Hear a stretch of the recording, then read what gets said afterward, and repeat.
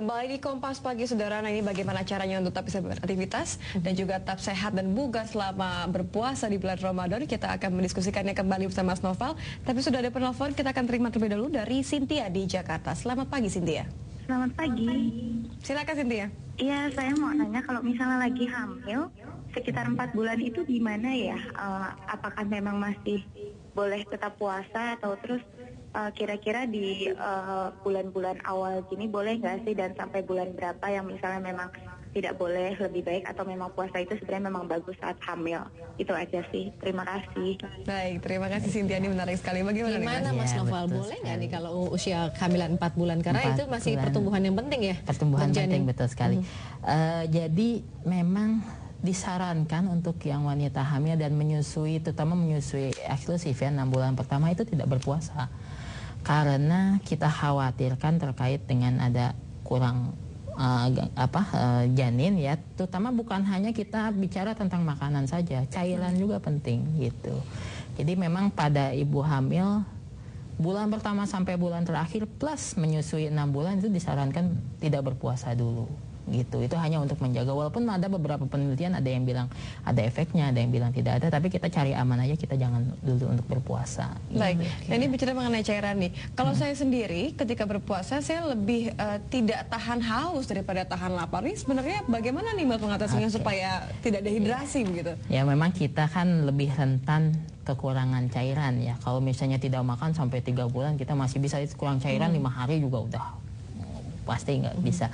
Nah, pertama adalah kalau misalnya kita lapar itu biasanya pada fase jam 10 sampai dan sore ya, karena ada pergantian penggunaan energi dari yang tadinya kita gula disimpan di glikogen disebutnya, ada penyimpanan di otot dan di hati, lalu ada lemak. Nanti glikogen itu habis sekitar 6-8 jam, lalu setelah itu kita pakai gunakan lemak ya. Setelah itu, nah itu ketika udah menggunakan rasa lapar itu berkurang. Tapi kalau cairan itu cuma satu pasokannya ya cairan. Kalau dia, dan itu akan bertahap berkurang gitu. Jadi nggak ada pengganti lain selain harus minum. Gitu. Jadi makanya ketika sahur ini penting. Ketika sahur penting. Kita jangan sampai wah makan nggak keburu makan, tapi harus minumnya ini dulu yang lebih penting gitu. Mas, kalau kita bicara tadi makanan untuk mereka yang tidak punya masalah kesehatan ya, makanan dan juga minuman. Bagaimana untuk orang-orang yang mungkin punya penyakit mah atau mungkin diabetes? Ada makanan atau minuman yang harus mereka konsumsi atau justru waspadai saat makan sahur? Oke. Yang pertama ada 2 ya, berarti mah dan diabetes. Kalau mah ini kita harus lihat mahnya ini mah yang disebutnya fungsional atau mah, atau ada memang sudah ada kerusakan di lambungnya. Kalau ada kerusakan di lambungnya nggak boleh puasa. Ya itu harus diperiksa ke dokter. Tapi pada prinsipnya gini, kita coba dulu puasa. Kalau sakit itu nggak boleh puasa. Nah, yang berikutnya diabetes itu juga sama. Ada yang boleh, ada yang tidak boleh. Pada prinsipnya adalah harus konsultasikan ke dokter ya. Kalau yang diabetes tanpa komplikasi, biasanya orangnya gemuk ya, itu nggak masalah. Tapi kalau misalnya yang udah berat badan berkurang atau dia sudah insulin, itu harus itu biasanya harusnya nggak boleh ya. Nah, makanannya apa? Makanannya sebetulnya pada prinsipnya sama. Yang low glycemic index. Ya, jadi makanan yang tinggi serat, lalu berikutnya adalah, Contohnya apa mungkin? Yang misalnya gini, kita misalnya pilih kentang, habis itu nasi, habis itu umbi-umbian. Nah, yang paling bagus sebetulnya umbi-umbian, singkong, gitu. Itu kita harus mulai budayakan ya di beberapa daerah kan itu. Ini sagu tradisional gitu. sekali sebenarnya. Iya, itu yang tradisional kita itu bagus gitu, dibanding kita pilih dari kentang atau nasi ya, atau beras gitu. Jadi memang kita harus mulai nih diversifikasi pangan itu harus mulai pada saat sahur gitu. Jadi bisa variasi juga. Iya, variasi juga. Nah, ini kalau misalnya sahur mudah-mudahan sudah menunya sudah komplit, jadi tahan sampai ketika buka puasa. Ketika buka puasa banyak sekali orang yang cenderung karena merasa sudah kelaparan seharian, jadi langsung makan atau minum sebanyak-banyaknya. Ini tepat nggak sih Mas sebenarnya? Nah, ini yang harus. Nah, kalau dalam Islam puasa itu kan menahan hawa nafsu. Kalau misalnya pas buka makan sebanyak-banyaknya, nggak cocok gitu menahan hawa nafsu ya. Oke, jadi itu yang pertama. Makanya makan itu harus bertahap.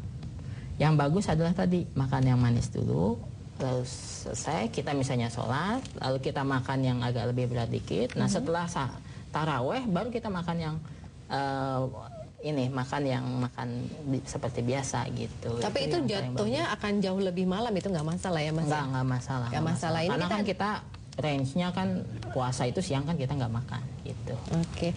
Ini kita ada satu penelpon lagi, ada Ibu Diah dari Surabaya, Jawa Timur. Selamat pagi Ibu Diah. Selamat pagi Mbak.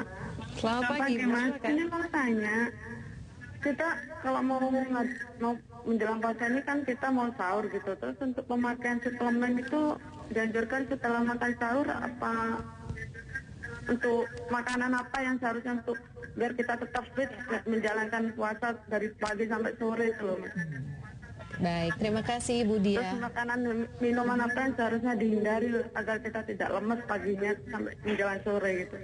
Iya, terima kasih Bu. Tadi kan sudah dijelaskan ya apa saja makanan yang harus kita asup, kacang-kacangan, kemudian beras juga bisa dipilih ya. Tapi ini suplemen ini. Ya, suplemen perlu nggak sih sebetulnya Mas, atau kalaupun iya, itu kapan dimakannya?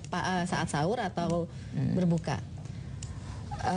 Suplemen itu berbagai jenis suplemen ya. Ada yang memang kita multivitamin, ada yang memang suplemen kayak madu atau makanan lain ya, suplemen lain yang dalam tanda kutip herbal atau bukan yang multivitamin murni gitu. Kalau multivitamin saya sarankan sebetulnya setelah buka ya, karena vitamin C itu dia iritatif terhadap lambung. Jadi kalau misalnya itu mungkin kalau sahur makannya juga tidak terlalu banyak, biasanya ketika sahur itu mungkin ada pengaruhnya terutama pada yang mah gitu. Kalau olahraga bagaimana Mas? Dibolehkan nggak ketika puasa ini? Atau porsinya bagaimana? Kalau olahraga ada yang menyarankan pagi, ada yang menyarankan sore. Tapi kalau saya pilih lebih baik sore. Kenapa? Sore ya, setelah badan sudah diisi dengan makanan dan juga sebelumnya minuman. justru sebelumnya. Sebelum berbuka puasa. Apa dengan sisa-sisa tenaga terakhir? Dengan sisa-sisa tenaga terakhir. Karena kita berolahraga kan membakar lemak ya. Kita sudah tenaga dari glikogen ini yang dipakai itu lemak. Jadi ketika kita paksakan di situ, nah ketika sudah kita dehidrasi udah mau buka gitu. Kalau di awal kita olahraga karena masih kuat, habis cairan kurang, puasa masih panjang. Alasan gitu untuk tidur nih kalau begitu. Baik, terima kasih Mas Noval. Mudah-mudahan obrolan kita pagi ini bisa bermanfaat bagi kita yang akan menjalankan puasa. Terima kasih sudah hadir di studio Kompas pagi. Dan saudara, sidang penentuan awal Ramadan akan segera digelar Kementerian Agama pada Senin pekan depan. Betul sekali, banyak yang memperkirakan bahwa awal Ramadan ini akan bagi sebagian muslim akan berbeda meskipun Idul Fitri akan jatuh pada hari yang sama.